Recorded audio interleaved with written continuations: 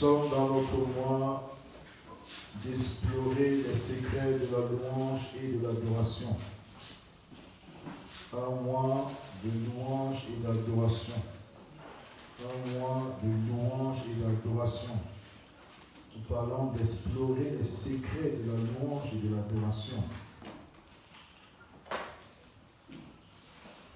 Et ce matin,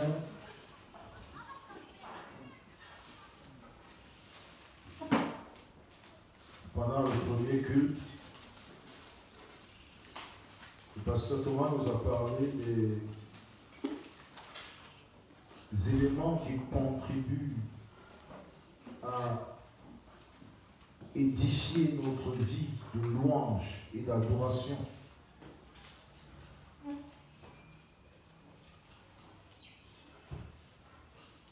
Et cet après-midi, nous voulons parler des dangers de ne pas vénérer ou de mal vénérer Dieu.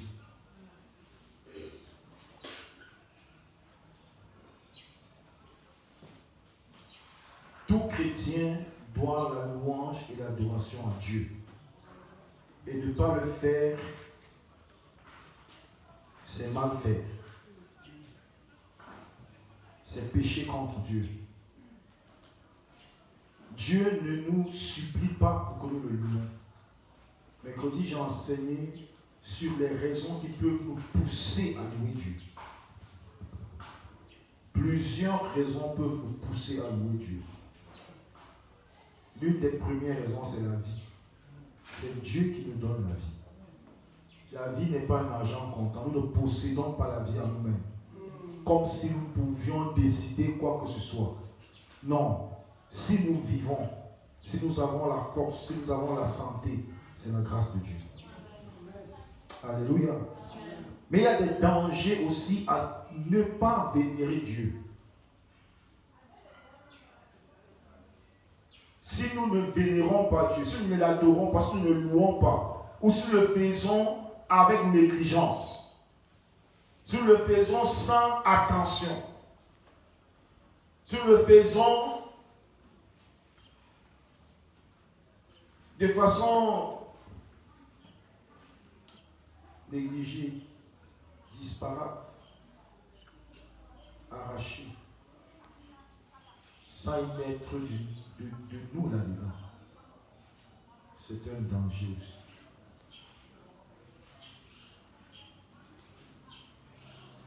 Commençons par appeler ce qu'est la louange.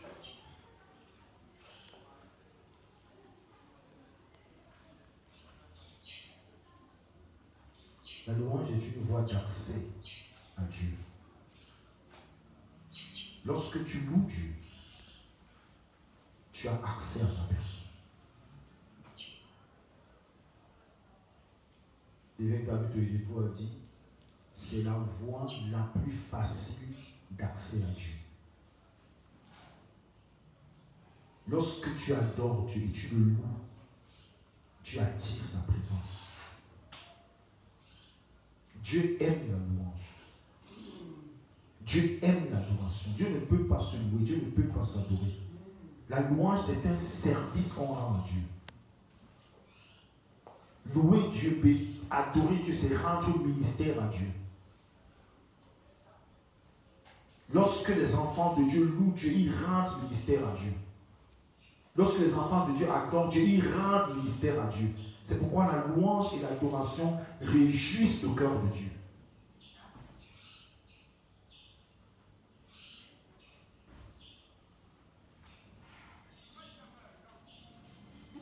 Louer Dieu, c'est apprécier les actes de Dieu dans sa vie. Les hauts faits de Dieu. Louer Dieu, c'est apprécier la bonté de Dieu. C'est apprécier la miséricorde de Dieu.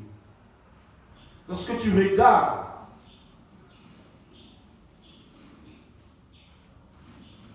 ce que le Seigneur a fait, tu n'es pas ingrat. Ton cœur est rempli de joie. Ton cœur bénit le Seigneur.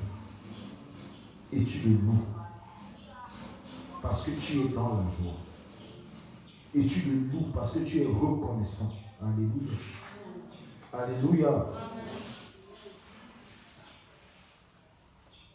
La louange est aussi une voie pour atteindre les bénédictions divines. Celui qui loue Dieu convenablement est Dieu le béni. Celui qui adore le Seigneur convenablement est béni. Quand Dieu descend dans ce moment de louange ou d'adoration, c'est pour bénir son peuple. C'est un axe de délivrance. Quand Dieu descend dans un moment de louange ou d'adoration, c'est pour délivrer son peuple. C'est pour délivrer son enfant. C'est pour combattre en notre faveur. C'est pour nous venir en aide. C'est pourquoi tu dois louer Dieu. C'est pourquoi tu dois savoir adorer le Seigneur. Est-ce que je parle à quelqu'un? Quand on loue Dieu, on dit c'est au fait. Quand on l'adore, on parle de sa personne. Mais il arrive que le peuple de Dieu oublie de vénérer Dieu. Il arrive que l'enfant de Dieu oublie de louer Dieu. Ou alors le fasse avec tellement de légèreté.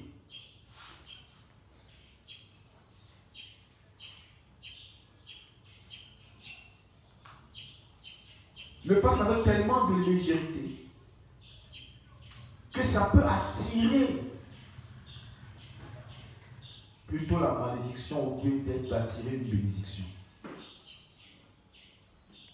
Le premier texte que nous allons lire ce matin par rapport à cela, c'est dans Malachie au chapitre 2. Malachie au chapitre 2. Le livre du prophète Malachie. C'est le dernier livre de l'Ancien Testament. Malachie chapitre 2. Versets 1 à 3. Maintenant à vous cet ordre, sacrificateur. Si vous n'écoutez pas, si vous ne prenez pas à cœur de donner gloire à mon nom, dit l'Éternel des armées, j'enverrai parmi vous la malédiction et je maudirai vos bénédictions. Oui, je les maudirai parce que vous ne l'avez pas à cœur. Voici, je détruirai vos semences et je vous jetterai des excréments au visage, des excréments des victimes que vous sacrifiez, et on vous emportera avec eux. Vous saurez alors que je vous ai adressé cet ordre, afin que mon alliance avec Lévi subsiste, dit l'Éternel des armées. Amen. Amen. Amen. Quel était le péché des sacrificateurs au temps de Malachie? Les sacrificateurs avaient rendu l'autel de Dieu méprisable. Dans l'Ancien Testament, et les choses n'ont pas évolué, parce que beaucoup de chrétiens, quand on parle de louer Dieu, croient que la louange se résume seulement à chanter. Non, la louange ne se résume pas à chanter. Les offrandes que nous donnons à Dieu, c'est une expression de louange. Lorsque quelqu'un apporte sa dîme au Seigneur, cette personne est en train de louer Dieu, elle est en train de dire à Dieu, tout ce que j'ai, c'est toi qui m'as donné. Si tu n'avais pas étendu ta main sur ma vie, je n'aurais pas pu avoir ceci. La dîme est une preuve de dépendance vis-à-vis de Dieu. Quand quelqu'un apporte ses prémices au Seigneur, il dit, Seigneur, tu passes en priorité. Dans ma vie, tu passes en priorité. Avant que mon père, ma mère, mes frères, mes soeurs, mes relations ne jouissent de mon revenu, c'est toi d'abord. C'est ça la louange. Si vous lisez le livre de Malachie, il va demander au Dieu, il dit, si je suis père, où est l'honneur qui m'est dû? Louer Dieu, c'est l'honorer. Et au temps de Malachie, les sacrificateurs sacrifiaient n'importe quoi. En Israël, tout le monde savait que si une bête a un défaut corporel, on ne la donne pas à Dieu. On ne la donne pas à Dieu. Quand tu veux donner ton offrande, il faut savoir que ce n'est pas n'importe quoi que Dieu prend. Il ne faut pas apporter à Dieu des biens déchirés. Non. Ce n'est pas convenable. Ce n'est pas convenable. Certaines personnes ont acheté des choses, on refuse l'argent, ils viennent donner ça à l'église. Tu vas porter une malédiction. Ne dis pas que tu ne connais pas. tu vas porter une malédiction. Et Dieu dit au sacrificateur, il dit non, je vais changer vos bénédictions en malédictions. Parce que vous n'avez pas pris à cœur de m'honorer. Lorsque tu ne prends pas à cœur d'honorer Dieu, tes bénédictions peuvent se changer en malédiction.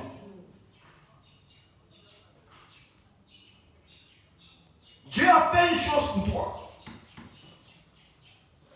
Parfois, certaines personnes, quand elles rendent des actions de grâce à Dieu, c'est avec tellement de négligence, de désinvolture. Il faut faire attention. Parce que l'action de grâce est une expression de louange et d'adoration.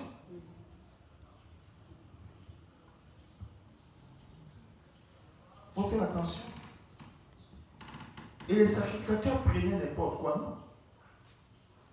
Non. Quand vous allez méditer au niveau de Malachie, vous verrez qu'avant que le Seigneur n'arrive dans Malachie 3, vous parlez des dîmes, la première répréhension que Dieu a fait, c'est sur les offrandes. La manière de donner à Dieu. Donner à Dieu, c'est une expression de louange. Là où est ton trésor, là sera ton cœur. Il faut regarder dans quoi tu investis le plus. C'est là que ton cœur est. C'est là que ton cœur est. Il ne faut pas te tromper que ton cœur est à Dieu, non. Ceux dont le cœur est à Dieu veillent sur ce qu'ils font pour Dieu.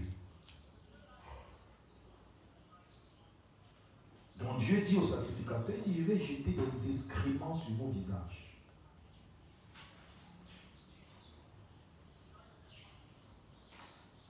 Parce que c'est au sacrificateur d'enseigner au peuple de Dieu à honorer Dieu. Il faut honorer Dieu. Si tu n'honores pas Dieu, tes bénédictions vont être changées en malédictions. Si tu ne sais pas dire merci à Dieu, tout ce que tu sais, c'est crier, c'est te plaindre. Tu ne sais pas t'asseoir et dire merci. Compter les bienfaits de Dieu. Un jour, tes bénédictions vont devenir des malédictions. Dieu dit qu'il va changer ta bénédiction en malédiction. Pourquoi? Parce que tu es ingrat. Parce que tu ne l'honores pas convenablement. Il y a donc une conséquence néfaste de ne pas vénérer Dieu comme je dois le faire. Je dois réfléchir. Bien aimé, une des choses dans ma vie que j'ai comprises dans ma marche avec Dieu, c'est de ne jamais donner à Dieu ce qui ne me coûte pas. Ça fait plusieurs années que je n'ai pas donné à Dieu ce qui n'a pas de valeur pour moi. Non, non, non. Ne pas donner à Dieu ce qui n'a pas de valeur. Il faut faire attention. Vous savez, j'aime bien la réponse de Pierre à la femme d'Ananias. Il dit, vous n'étiez pas obligé d'apporter ça. C'est là que vous appartenez. Mais si vous vouliez apporter, vous étiez encore obligé de dire, vous étiez encore capable de dire, nous avons décidé de donner cette partie. Mais venir mentir à Dieu. Il y a des gens qui viennent mentir à Dieu. Ils viennent tromper Dieu. Non, tu vas créer la malédiction dans ta vie. Dieu est un grand Dieu. Il mérite qu'on le respecte. Il mérite qu'on le respecte. Une des choses, j'ai vu à l'église, que les gens chantent, ils font chanter n'importe quoi. Non. Ils disent non, on n'écoute pas la voix. On écoute. On écoute la voix. Si tu ne sais pas chanter, tu te tais. Tu pries. On écoute la voix. On n'écoute pas la voix. Pourquoi? Vous avez déjà vu, on invite quelqu'un médiocre chanter pour un chef d'État. Hein? C'est à l'église que les médiocres veulent chanter pour Dieu. Si tu veux chanter, tu apprends à chanter. On n'écoute pas ma voix. On va écouter ta voix. On n'écoute pas ta voix. On écoute quoi alors? Quelle parole?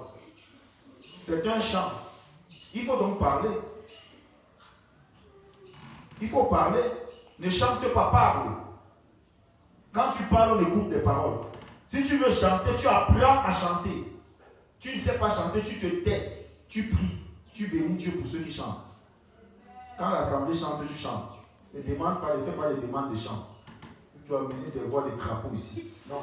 Il faut arrêter ça. Ça, c'est la médiocrité. L'Église pense que Dieu est tellement médiocre qu'il prend n'importe quoi. Non, vous avez un mauvais enseignement. Dans le temple, ce n'est pas n'importe qui louait Dieu. C'était des hommes préparés, formés. David jouait un instrument et les démons sortaient de sa lune. Seulement au son de l'instrument. Cette nuit, j'ai demandé aux intercesseurs de prier pour les psalmistes. Le ministère du psalmiste, c'est d'amener Dieu à descendre pour toucher son peuple. Amen. Si tu joues à un instrument et Dieu ne descend pas, tu n'as pas encore atteint ton ministère. Si tu chantes et Dieu ne descend pas, écoutez, le ministère des psalmistes, ce n'est pas un concert. Tu ne chantes pas pour qu'on admire ta belle voix, non. Au-delà de la voix, il faut l'onction. Il faut être capable de faire descendre la présence de Dieu. C'est pourquoi les psalmistes doivent être revêtus de vêtements sacrés. Les chantres doivent avoir des ornements sacrés. À cette année-là, je vais prendre du temps avec vous. Amen. Il faut porter des ornements sacrés. Si quelqu'un ne veut pas porter des ornements sacrés, il n'est pas qualifié pour chanter pour Dieu. On ne chante pas pour Dieu. Non. Non, la médiocrité, il faut laisser ça. Il faut éloigner ça. Même les églises dont on dit qu'ils n'ont pas le Saint-Esprit savent que ce qu'on doit donner à Dieu doit être bien. Ils passent du temps à s'entraîner. Vous avez écouté les chorales des grands-mères. Vous êtes déjà parti à l'église catholique. Écoutez les vieilles mamans qui chantent. Vous allez vous demander si c'est leur âge. On ne s'amuse pas avec ce qu'on fait pour Dieu. Tout ce que tu veux faire pour Dieu, tu dois le faire excellemment. David a dit, mon œuvre est pour le roi. Et Dieu a dit dans Malachie, je suis un grand roi. Je suis un grand roi. Donc ces hommes-ci se sont rendus coupables parce qu'ils ont méprisé l'autel de Dieu. Non, il faut réfléchir. Quand tu veux apporter quelque chose à Dieu, il faut réfléchir. Est-ce que je parle à Dieu? Amen. Est-ce que je parle à quelqu'un? Amen. Oui, il faut réfléchir, bien aimé. Romains chapitre 1. On va voir une deuxième chose qui peut arriver aux gens qui refusent d'honorer Dieu, qui refusent de vénérer Dieu, qui refusent de reconnaître Dieu. Romains chapitre 1, à partir du verset 21 jusqu'au verset 26. Romains chapitre 1, à partir du verset 21 jusqu'au verset 26. Puisqu'ayant connu Dieu, ils ne l'ont point glorifié comme Dieu et ne lui ont point rendu grâce. Mais ils se sont égarés dans leurs pensées et leur cœur sans intelligence a été plongé dans les ténèbres. Se vantant d'être sages, ils sont devenus fous. Et ils ont changé la gloire de Dieu incorruptible à l'image représentant l'homme corruptible, des oiseaux, des quadrupèdes, des reptiles. C'est pourquoi Dieu les a livrés à l'impureté, selon les convoitises de leur cœur, en sorte qu'ils déshonorent eux-mêmes leur propre corps. Eux qui ont changé la vérité de Dieu en mensonge et qui ont adoré et servi la créature au lieu du Créateur, qui est béni éternellement. Amen. C'est pourquoi Dieu les a livrés à des passions infâmes, car leurs femmes ont changé l'usage naturel en celui qui est contre nature, ainsi de suite. Ainsi de suite. Le fait de connaître Dieu et de ne pas le vénérer comme Dieu, Dieu va te livrer à ta folie. Dieu va te livrer à ta folie. Beaucoup de personnes avaient une connaissance de Dieu. de Dieu, elles se sont expressément égarées. Elles n'ont pas pris à cœur de connaître Dieu et de l'honorer pour ce qu'il est. Et la Bible dit, Dieu les a livrés à leur égarement, à leur pensée réprouvée. Quand tu connais Dieu et tu n'honores pas Dieu, tu te fais du mal à toi-même. Beaucoup connaissent Dieu, mais ils ne prennent pas le temps. Ils méprisent Dieu. Ils entrent dans la présence de Dieu sans aucun respect. Ceux qui font de telles choses s'exposent à être rejetés. Quand on dit Dieu les a livrés, ça dit Dieu les a rejetés. Dieu leur a donné un esprit d'égarement. Ok, maintenant, égarez-vous. Des gens qui viennent dans le son de Dieu pleins d'orgueil. Ils croient qu'ils sont quelque chose. Non. Dieu va te livrer à toi-même. Il faut craindre Dieu. L'Ecclésiaste dit que quand tu rentres dans la maison de Dieu, fais attention à ta bouche, à ton pied, et que ta bouche ne s'ouvre pas avec précipitation. Que ta bouche ne fasse pas quoi? Ne s'ouvre pas avec précipitation. Oui. Il y a des gens qui pensent qu'on a besoin de Dieu pour s'amuser. Ils prennent des vœux, ils ne les honorent pas. Ils prennent des vœux, ils ne les honorent pas. Tu t'attires la malédiction. Il dit de ne pas en prendre. Tu n'es pas obligé de faire un vœu. Mais comme tu veux qu'on te voie, comme tu veux te passer, tu veux aussi être vu. On ne vient pas se vanter ici. On vient servir Dieu. On vient faire quoi? On vient servir Dieu. La maison de Dieu est un hôtel de service. Tu viens avec un cœur de serviteur. Tu viens avec un cœur d'esclave. Tu viens pour servir. Rester dans la maison de Dieu et ne pas le servir, c'est ignorer qu'il est un grand Dieu. Est-ce que j'ai parlé à quelqu'un? Oui, Dieu c'est un grand Dieu. Dieu est un grand Dieu. Dieu est un grand Dieu. Beaucoup de personnes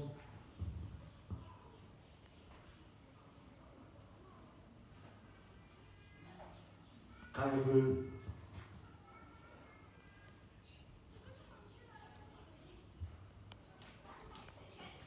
donner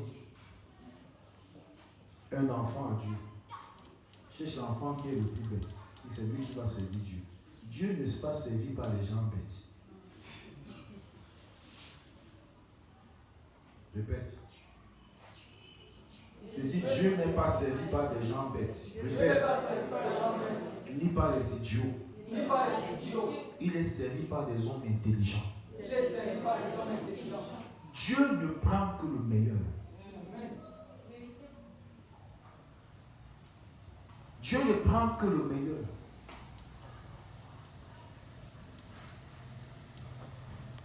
Dieu prend le meilleur. Dieu prend le premier. Quand tu te lèves le matin, la première chose que tu dois faire, la première heure, donne-la à Dieu. Amen. Oui. Même si c'est 15 minutes, ces premières 15 minutes, donne-les à Dieu. Dans la prière. Parce que c'est le moment le plus précieux de la journée. C'est là où tu commences.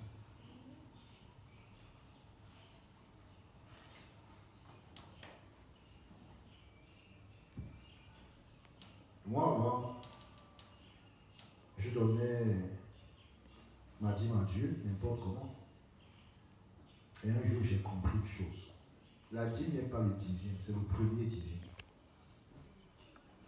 Et je respecte cette formule dans ma vie. Je n'utilise pas d'argent dont je n'ai pas enlevé le dixième. Quel que soit ce que je reçois, si je n'ai pas enlevé le dixième, ça reste intact. J'attends d'enlever le dixième, après le reste, je vais voir comment disposer.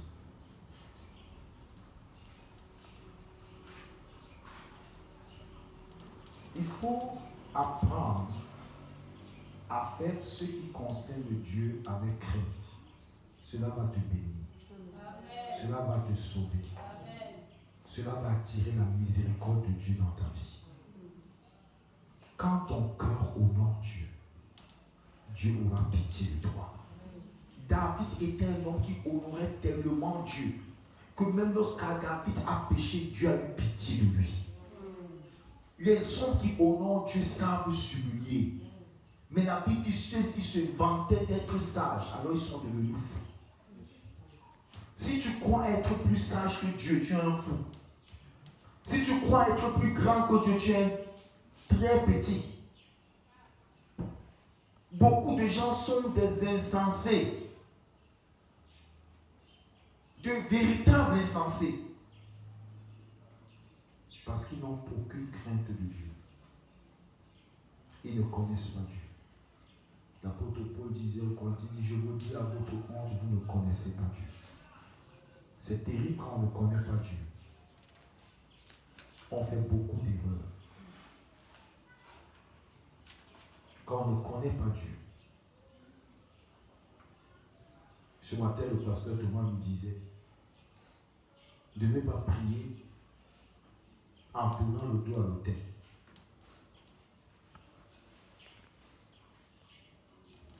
Est-ce que vous m'avez déjà vu prier en tournant le dos à l'autel? Jamais. Il faut observer. Amen. Même si je suis là, je veux prier, je tourne ma chaise. Amen. On ne peut pas tourner le dos à Dieu. Et il dit c'est du sanctuaire qu'il enverra le secours. C'est du qu'il enverra le secours. Même quand je prie chez moi, je pense au sanctuaire de Dieu. Et je cherche la direction du sanctuaire. Parce que Daniel priait en direction de Jérusalem. Pourquoi? Parce que c'était la ville où le temple de Dieu était.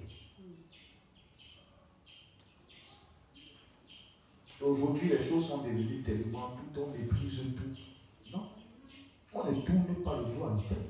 Tu ne peux pas parler à Dieu et tu lui tournes le dos.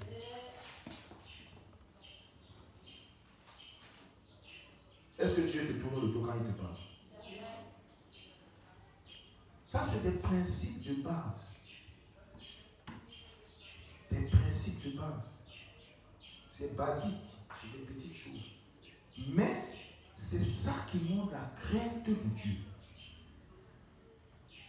La crainte de Dieu. Le respect que tu as pour Dieu. Est-ce que je parle à quelqu'un? Amen. Est-ce que je parle à quelqu'un? Amen. Ces hommes-ci ont été livrés à leur sens éprouvé. Aujourd'hui, le monde, Dieu les a livrés. La folie de l'homme atteint des degrés très élevés. L'homosexualité, la zoophilie. Aujourd'hui, les hommes se marient avec des animaux. Quelle bêtise! Quelle bêtise! La pédophilie. Dans certains pays occidentaux aujourd'hui, on est en train d'enlever l'abomination. On voit arriver où un père peut épouser sa fille, ou un frère peut épouser sa soeur. Là, ça c'est des gens que Dieu a eu. Dieu les a déjà vomis. Tu comprends ça? Quand tu arrives à un niveau de mal, il faut savoir que Dieu t'a déjà vomi. Parce qu'un être normal ne peut pas arriver là. Ceux vantant d'être sages, ils sont devenus fous. Bientôt, on n'écrira plus nom du père, nom de la mère. Non, on écrira premier parent, second parent. Jusqu'il y a 2 hommes qui ont un enfant. Je ne sais pas comment ils ont fait pour l'accoucher. La folie de ce monde. La folie de ce monde. La folie de ce monde. Pourquoi? Parce que quand quelqu'un ne veut pas honorer Dieu, quand Dieu fait des efforts pour se révéler à toi, et tu fais des efforts pour ne pas l'honorer, Dieu va te livrer à toi-même. Quand ils sont tout ça, ils pensent qu'ils sont intelligents. Dieu les regarde comme de vrais chiens. il a appelé les hommes animaux. L'homme animal ne comprend pas les choses de Dieu. Est-ce que je parle à quelqu'un? Est-ce que je parle à quelqu'un? Il faut faire attention. Il faut faire très attention, bien-aimés.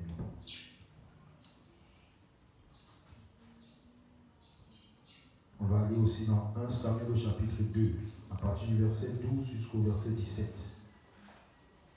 1 Samuel chapitre 2, verset 12 à 17.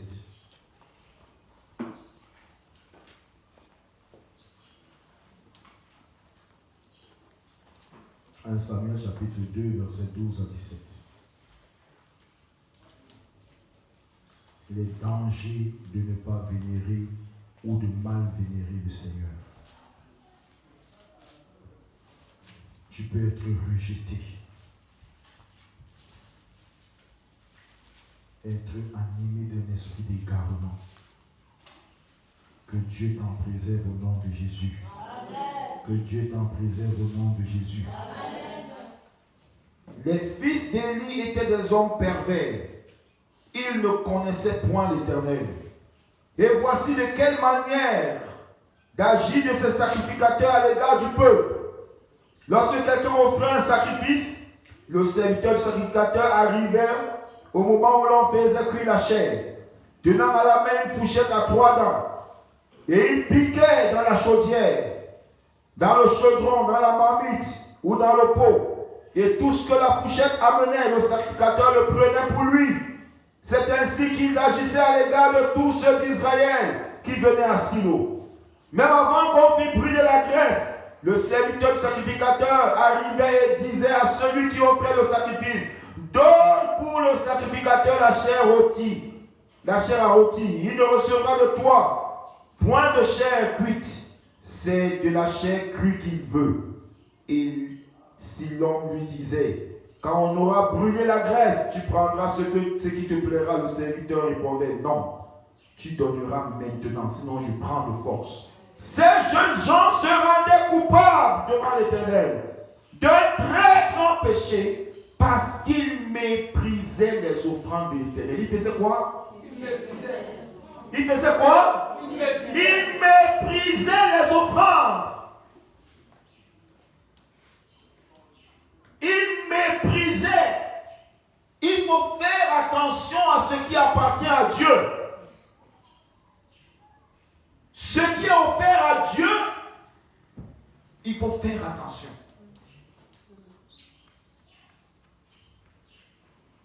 Ils avaient pris l'interdit dans leur vie. Ils venaient mépriser les choses consacrées. Il faut faire attention. Au nom de mon ministère, j'ai vu beaucoup de choses. Ceux qui travaillent à la gestion des finances de l'Église, il faut prier que Dieu vous donne une double fidélité. Les finances de l'Église sont une bénédiction, c'est aussi un piège.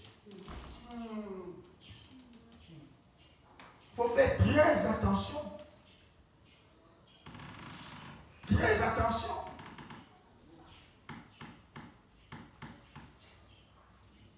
On ne touche pas l'argent de l'Église n'importe comment. Non, même moi qui suis pasteur, je respecte l'argent de l'Église. Parfois, j'arrive dans des assemblées, je vois avec quelle légèreté les pasteurs touchent l'argent de l'Église. Je me demande s'ils savent ce qu'il y a dedans. Cet argent porte la vie et la mort. Ça peut te bénir, ça peut te tuer. Ces enfants ont été tués parce qu'ils méprisaient l'offrande de Dieu. Je suis allé prêcher quelque part. Les pasteurs étaient ici, ils s'étaient rassemblés ici. Ils étaient en train de se plaindre. Ah, papa, les offrandes ne font pas comme ça. J'ai dit, soit vous êtes des voleurs, soit vos diacres sont des voleurs. Ils se sont fâchés, mais moi je ne suis pas là pour flatter les gens.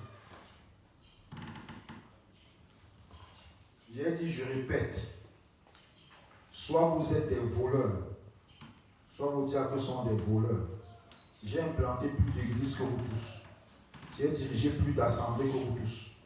Donc personne de vous ne peut me mentir. Au niveau où je vois là, soit vous volez, soit vos diacres volent. Ils sont rentrés fâchés, mais ce n'était pas grave. Moi, je suis parti en mission. J'ai donné mon offrande, la diaconesse a volé l'offrande.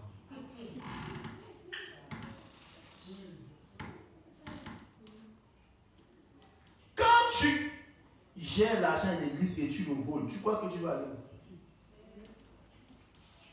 Tu vas mourir. Oui. C'est des choses que nous vivons. Je n'ai pas dit que je n'étais pas un pays étranger. Je parle ici dans notre commission.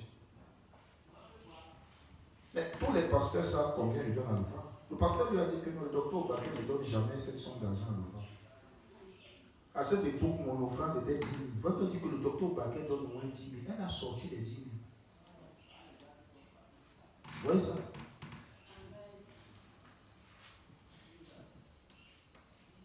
Le pasteur m'a envoyé pour me demander pardon parce qu'il s'était fâché. Je lui ai dit qu'il n'y a pas de problème. Je vous avais tous pardonné. Je vous ai parlé, j'ai l'expérience.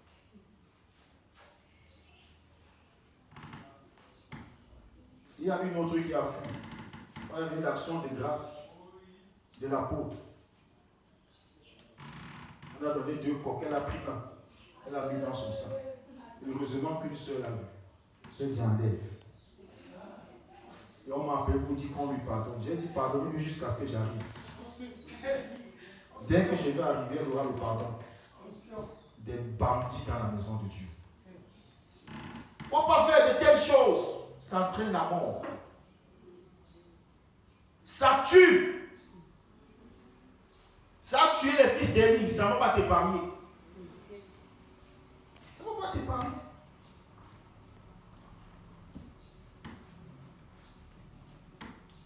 La semaine, je suis passé, l'église était fermée. Nous avons fait les cultes dans nos cellules, n'est-ce pas? Et on a réuni toutes les offrandes. J'ai écrit sur chaque enveloppe. J'ai pris le tout, j'ai fermé, j'ai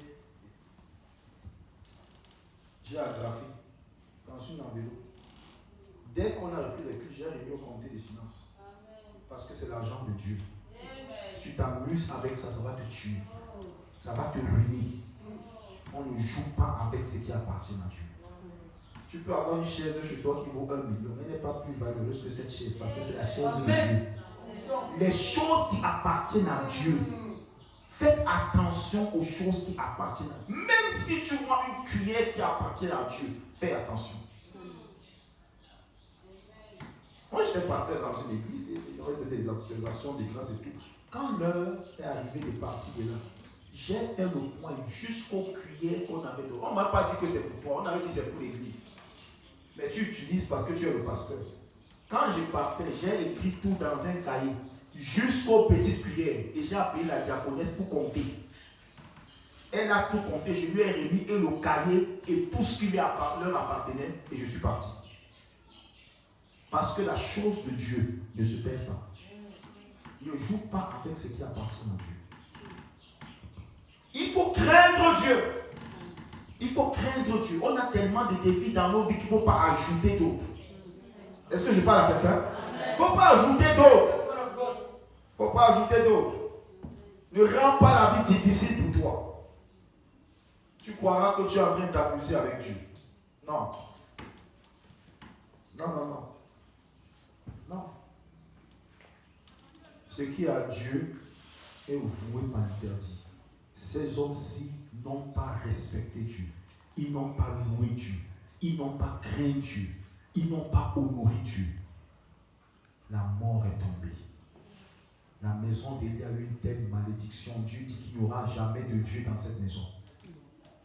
Il dit qu'il n'y aura jamais de vieux. Personne ne pourra vieillir. C'est terminé. Ils meurent à la fleur de l'âge. Pourquoi? Parce qu'ils ont méprisé l'autel de l'Éternel. Que cela ne soit pas notre cas au nom de Jésus. Je dis que cela ne soit pas notre cas au nom de Jésus. On va aller très rapidement. Et enfin, dans Apocalypse chapitre 3. Apocalypse chapitre 3, verset 15.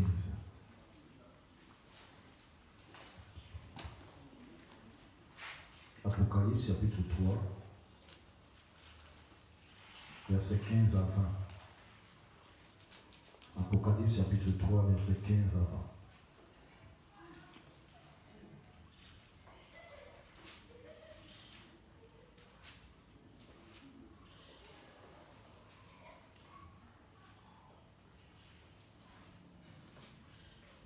Je connais tes œuvres. Je sais que tu n'es ni froid ni bouillant. Plus tu es trop froid ou bouillant. Ainsi, parce que tu es tiède et que tu n'es ni froid ni bouillant, je te vomirai de ma bouche. Parce que tu dis, je suis riche, je me suis enrichi. Je n'ai besoin de rien. Et parce que tu ne sais pas que tu es malheureux, misérable, pauvre, aveugle et nu, je te conseille d'acheter de moi de l'or éprouvé par le feu, afin que tu deviennes riche. Et des vêtements blancs, afin que tu sois vêtu et que ta nudité ne paraisse pas. Et un colis pour oindre tes yeux afin que tu vois. Moi, je reprends et châtie tout ce que j'aime. Aie donc du zèle et repens-toi. Voici, je me tiens à la porte et je frappe. Si quelqu'un entend ma voix et ouvre la porte, j'entrerai chez lui, je souperai avec lui et lui avec moi. Amen. Amen. Amen. Amen. Les orgueilleux. Je suis. Il faut te souvenir de là où Dieu t'a ramassé. Il faut te souvenir de ce que tu étais.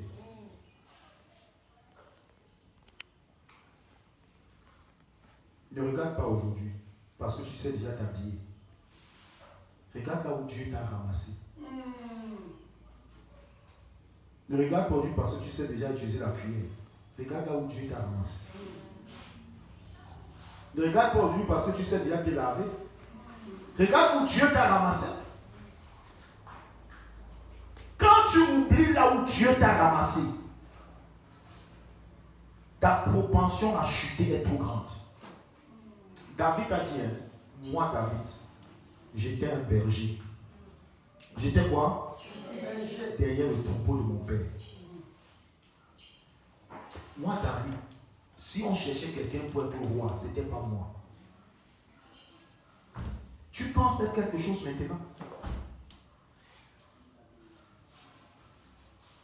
Certains sont tellement orgueilleux que même devant leurs parents, ils se vantent.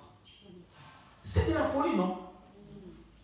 Toi, tu es orgueilleux devant ton père, celui qui t'a amené au monde. Tu es orgueilleux devant ta mère, elle pouvait t'avorter. C'est pourquoi la Bible dit, si quelqu'un maudit son père ou sa mère, sa lampe s'éteindra en plein midi. Ça veut dire qu'il va mourir à la fleur de l'âge. Tu comprends ça? À midi, le soleil doit briller, mais toi, tu seras éteint, tu seras rompu, tu seras brisé. Ne maudis pas ton père, c'est l'orgueil. N'insulte pas ta mère. Non. Même s'ils sont insensés, même s'ils sont fous, supporte leur folie. Parce que c'est eux qui t'ont amené, c'est les véhicules par lesquels tu es arrivé dans ce monde. Cette église a oublié Dieu. C'est comme ça certaines personnes à l'église. Ils viennent à l'église, ils ne sont rien. Ils ont du zèle. Dès que Dieu leur donne un peu, il prend un peu de son abondance, il leur donne. Il est prêt. Il est prêt. Mais quand tu vas mourir, tu vas laisser tout ça. Dieu nous prête. Dieu nous prête ces choses-là. Il nous les prête. Il nous les prête. Tu ne vas même pas apporter tes habits. On va décider. Si on t'emballe, j'ai vu enterrer un directeur qui est mort de corona. J'ai eu mal dans mon cœur. Un grand directeur, emballé dans un plastique. Même pas un papin dans la tombe. Un trou, on a creusé, on a jeté là-dedans. On a appelé seulement la femme et les enfants pour voir. Après, on a fermé. Je me suis posé la question, cet homme peut-être avait son caveau au village. Il avait son caveau. Il a même peut-être déjà acheté son cercueil. Il n'aura pas la grâce d'entrer dedans. Crains Dieu. Amen. Ah, il faut craindre Dieu. Bien aimé, il faut craindre Dieu. Est-ce que je parle à quelqu'un? Crains Dieu. Crains Dieu, c'est pas comme ça. C'est pas comme ça. Il dit, je suis riche. Je me suis enrichi. Mais tu étais quoi? Avant que Jésus ne te rencontre, tu étais quoi? Regarde le parcours. Tous ceux qui n'ont pas Jésus sont pauvres. Je répète, tous ceux qui n'ont pas Jésus dans leur vie sont pauvres. C'est les plus pauvres.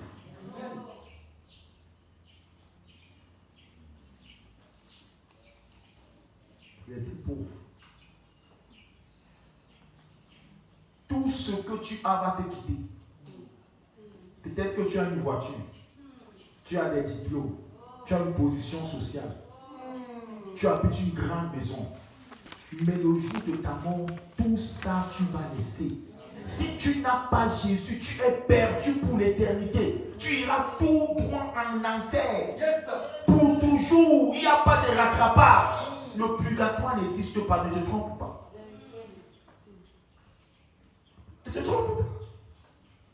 Donc quand vous voyez quelqu'un qui n'a pas Jésus, c'est un misérable. Il ne faut même pas l'envier.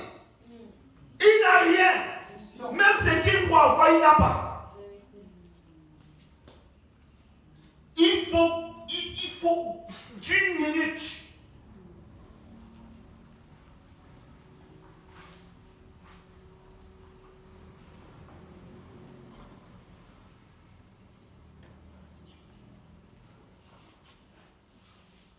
Crains Dieu. Amen. Crains Dieu. Beaucoup d'enfants de Dieu ne savent pas que la plus grande richesse que nous avons, c'est Jésus. Amen. Non, c'est la plus grande richesse que nous avons. Écoute, on peut voler ta voiture. On peut casser ta maison. On peut arracher ton terrain. Et la banque peut fermer avec ton argent. Mais personne ne peut t'arracher Jésus. Amen. Personne ne peut t'arracher celui qui est en toi. Celui qui vit en toi. C'est ça la plus grande richesse. David a appelé Dieu et dit, mon bien suprême. Que Dieu soit ton bien suprême. Amen. Que Jésus soit ton bien suprême. Amen.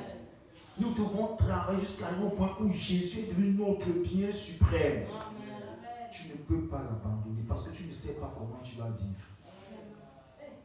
Tu comprends ça? Sans lui, tu ne vis pas. Sans lui, tu te sens mal. Sans lui, tu n'es pas à l'aise. Est-ce que j'ai parlé à quelqu'un? Nous avons besoin de comprendre, chers frères et sœurs. Nous avons besoin de comprendre. Nous avons besoin de comprendre. Comment revenir à Dieu et relever son autel de louange et d'adoration. Comment revenir à Dieu et relever son autel de louange et d'adoration. Oui, c'est possible. Très rapidement. Dans le psaume 107, à partir du verset 10 jusqu'au verset 22, nous n'allons pas lire. La première chose, lorsque tu sens que ton autel d'adoration est brisé et que tu veux revenir au Seigneur, la première chose que tu dois faire, c'est te souvenir que notre Dieu est le Dieu de toute bonté. Le Dieu de toute bonté et de toute miséricorde. Notre Dieu est infiniment bon. Il a dit à Moïse, l'Éternel, lent à la colère, riche en bonté et en miséricorde. Lent à la colère, riche en bonté et en miséricorde. Riche en bonté et en miséricorde. Il ne se lasse point de pardonner. Il ne se lasse point de pardonner. Ne reste pas dans une attitude de péché loin de Dieu. Ne reste pas dans la froideur ou dans la tiédeur spirituelle. Notre Dieu est infiniment bon. Et dans le psaume 107 que je viens de citer, tu vas voir que lorsque dans leur détresse ils ont crié à Dieu, il est venu à leur secours.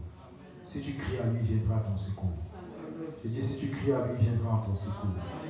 Il y a 8 choses que Dieu fera si tu cries à lui. La première chose, il va ôter l'angoisse de ta vie. Il va enlever le trouble. Si tu te mets à crier à Dieu, Dieu va te libérer du trouble. Tu ne seras plus troublé. La deuxième chose, il va te sortir des ténèbres du péché. Il va te sortir des ténèbres du péché. La troisième chose que le Seigneur va faire, il va repousser la mort spirituelle loin de toi. Il va repousser la mort spirituelle. Ne reste pas un hypocrite à l'église. Non. Amène ton cas devant Dieu. Prends une retraite.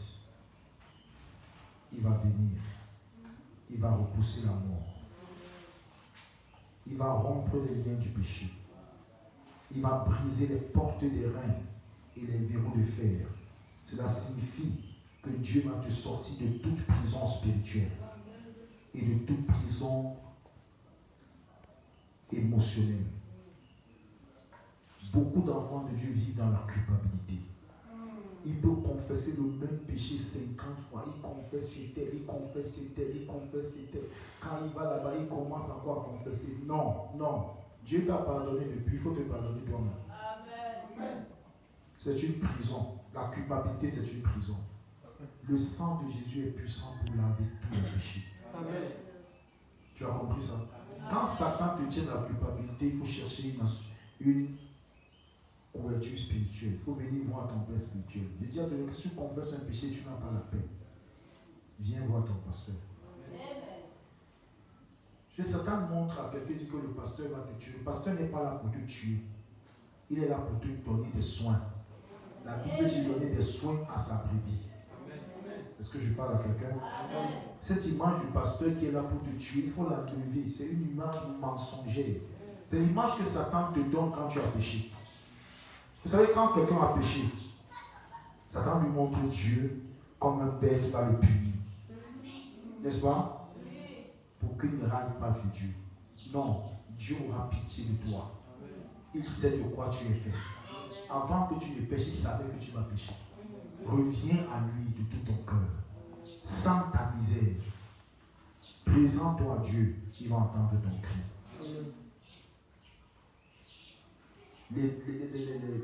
Les prisons émotionnelles, c'est le remords. Vous savez que le remords peut amener quelqu'un à se suicider. Donc, tous les gens se suicident, commencent d'abord par avoir du remords. Il a posé un acte, mais pour comment moi j'ai pu faire ça? Non, ça ne vient pas de Dieu, ce n'est pas le Saint-Esprit. Ce n'est pas le Saint-Esprit. Tu as pu faire ça parce que tu es un homme. Tu peux pécher. Tu peux pécher. Tu es vulnérable, tu n'es pas Dieu. Tu es ne reste pas dans leur cœur. Comment moi j'ai pu faire ça? Les gens vont me voir comment? Les gens, comment Dieu te voit? Comment Dieu te voit? Reviens à Dieu. S'il y a des réparations à le faire, fais des réparations. Et Dieu va sauver ton âme. Ne reste pas dans le remords. Judas est allé se pendre à cause du remords. Il allait faire quoi? À cause du remords. S'il venait, Jésus allait lui pardonner. La preuve, c'est que Jésus a pardonné Pierre. Mais ce que Judas a fait n'est rien par rapport à ce que Pierre a fait. Jésus n'était pas dans le problème. Quand Judas l'a livré, mais Pierre a régné quelqu'un qui a un problème. Quand quelqu'un est dans le problème, il a besoin d'aide, ça se voit que tu le régnes. Mais c'est plus grave que celui qui l'a mis dans le problème. Ou bien vous ne connaissez pas ça? Vous savez, vos vrais amis, vous les connaissez quand vous êtes en difficulté. Et vos vrais ennemis aussi, vous les connaissez quand vous êtes en difficulté. Vrai ou faux? Ce que Pierre a fait est plus grave que ce que Judas a fait. Mais Pierre a eu le courage de revenir à Jésus. Tu comprends ça? Et vois-tu, 40 jours après, 1 mois, 10 jours après, Jésus lui a confié l'Église. Dieu sait de quoi tu es fait. Amen. Ne laisse pas Satan te tenir loin de Dieu. Ne reste pas dans les prisons émotionnelles. Amen. Ne reste pas dans les prisons émotionnelles. Amen. Le péché est une histoire qui doit passer rapidement. Amen. Dieu te délivre pour que tu le serves dans la justice, dans la sainteté tous les jours de ta vie. Et même si tu es tombé plusieurs fois, tu vas te fortifier. Tu vas te relever. Il a dit, c'est lui qui va te fortifier, c'est lui qui va te relever. Il est Dieu. Il te rendra inébranlable. Il fera quoi? Il est Dieu. Et il est capable. Tu as compris ça? Voilà. La sixième chose que Dieu va faire, il va envoyer sa parole. Comme il envoie ce matin. La septième chose, il va te guérir. Il va guérir ton âme. Il va guérir ton esprit. Il va guérir ton corps. La huitième chose, il va te faire échapper de la fosse. Il va te faire sortir de la vallée. Les conséquences de ton péché seront totalement enlevées. Il va te donner un cœur nouveau. Ne reste pas loin de Dieu. Tu as compris ça? Donc, il faut connaître le Dieu de toute bonté. La seconde chose qu'il faut faire, il faut acheter l'or éprouvé par le feu. Apocalypse chapitre 3, verset 18 dit, achète-moi de l'or éprouvé par le feu. Qu'est-ce que ça signifie? Il faut te séparer de la gloire du monde et rechercher la gloire de Dieu. Il faut te séparer de la gloire du monde et rechercher la gloire de Dieu. Il faut te séparer des idoles et rechercher la gloire de Dieu. Israël a pris l'or qu'ils avaient, ils ont fait un veau d'or. Ils ont pris la gloire de Dieu, ils l'ont sacrifié pour la gloire du monde. Ils voulaient ressembler au monde. Non, achète de Dieu de l'or éprouvé. Recherche la gloire de Dieu. Recherche ce qui glorifie Dieu. Est-ce que je parle à quelqu'un? La troisième chose, achète des vêtements blancs, c'est-à-dire repens-toi. Repens-toi. Tourne-toi vers la croix pour recevoir la pureté du cœur. Il a dit qu'il donnera un cœur nouveau. Amen. Amen. La quatrième chose, accepte que Dieu te corrige en achetant un collier. Achète le collier divin. La parole de Dieu doit corriger ta vision. Ta parole de Dieu doit changer ta vision des choses. Les choses qui t'attiraient ne doivent plus t'attirer. Viens vers la parole. Le Seigneur va le faire. Il y a des choses que Dieu seul peut faire. Et enfin, bien-aimé, ouvre ton cœur à Jésus. Et j'ai écrit, réouvre ton cœur. Quand Jésus a dit qu'il était à la porte et il frappait, il ne parlait pas aux païens, il parlait aux chrétiens. C'est des chrétiens qu'il avait exclus. N'exclus pas Jésus de ton cœur. Ramène Jésus au centre de ta vie. Laisse-lui quitter tes choix. S'il y a des choses à corriger, corrige-les. Il va t'aider. Il va te tenir par la main. Il va te remplir de son esprit. Voilà comment on rentre dans l'adoration. Tu pourras de nouveau adorer le Seigneur. Jésus dit que non, je suis à la maison de Dieu, mais je ne sens plus rien, je ne me sens pas. Non, ce n'est pas une question de sentir. Ce n'est pas une question de sentir, c'est une question de foi. La foi n'est pas un sentiment. La foi est une vérité. Tu as compris? La foi n'est même pas une théorie. La foi, c'est une arme. Crois la parole de Dieu. Crois que Jésus te pardonne. Crois que Jésus te restaure. Reviens dans la communion avec Dieu. Ne cherche pas à sentir. Tu te lèves le matin, prends un temps d'adoration. Prends un temps de louange. Prends un temps pour lire ta Bible. Ne cherche pas à sentir, ne ressens rien. Crois seulement que Dieu est avec toi. Comment tu sais que Dieu est avec toi? Il est avec toi quand tu le cherches. Tu as compris ça? Vous savez, le découragement défait la vie de beaucoup d'enfants de Dieu. Il ne faut jamais te décourager. Quelle que soit ta chute, il ne faut jamais te décourager. Parce qu'il a dit que 7 fois son serviteur tombe, mais 7 fois il le relève. Amen. Dieu ne t'encourage pas à tomber, mais il dit que si tu tombes 7 fois, il est disposé à te relever. Amen. Amen. Je veux que tu parles à Dieu.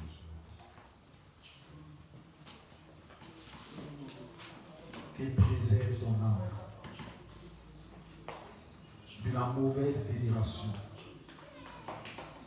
ou de la non-vénération.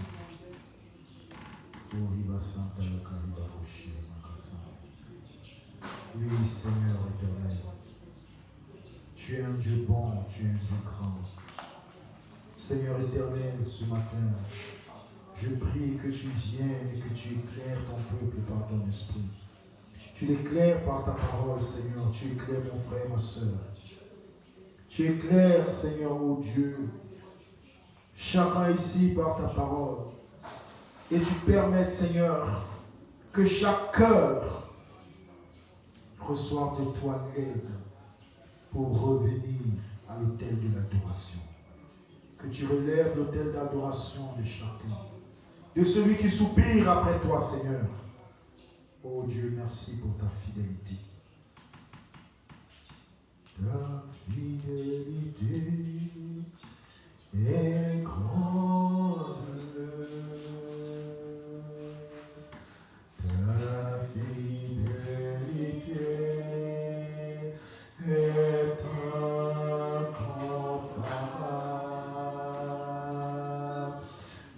Nul n'est comme toi, ô Seigneur,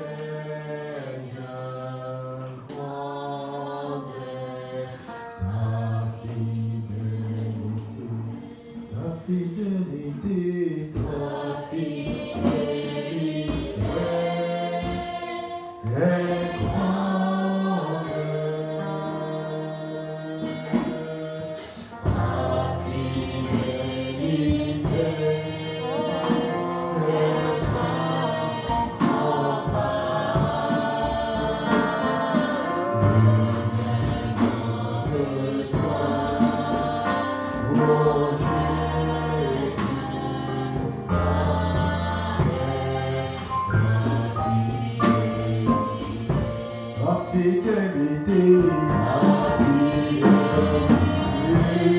Oh, sa fidélité est grande ce matin.